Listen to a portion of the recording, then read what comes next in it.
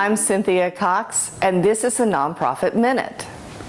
Today we're going to talk about designated funds for a nonprofit organization, and we're going to define that term a little bit and kind of the ramifications of the definition.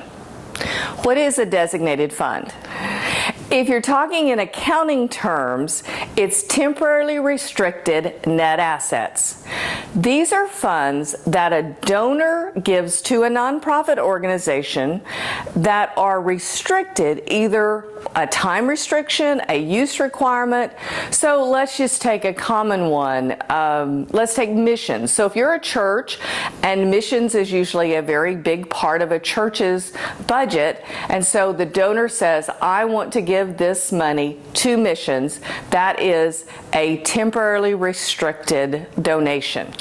Let's think of another one. If you are a medical charity and someone wants to give a certain amount of funds to go toward a particular medical trip, you're going overseas to provide medicine for a trip over there, or you're doing certain work overseas, and they give that money, that is a restricted donation.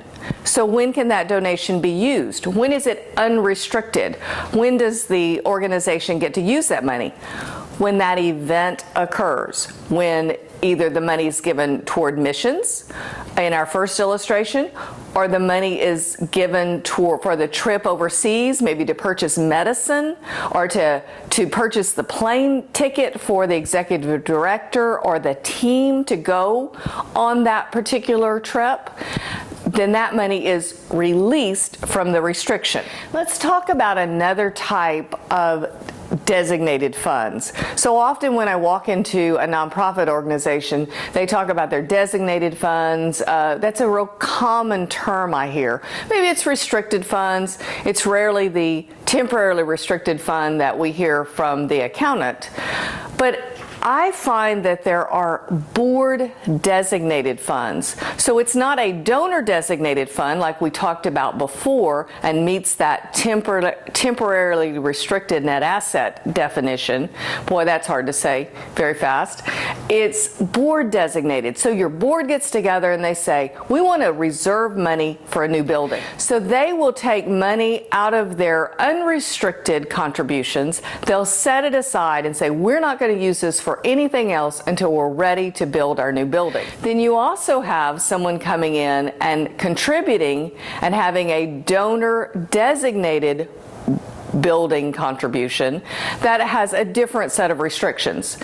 The IRS does not care about the restrictions that the board sets up, but there are definitely legal restrictions on that donor designated, and that is a legal restriction that you must comply with, that if that donation is set by the donor to have either a time or use restriction, you've got to follow that, and you've got to keep that fund alive until that restriction is met.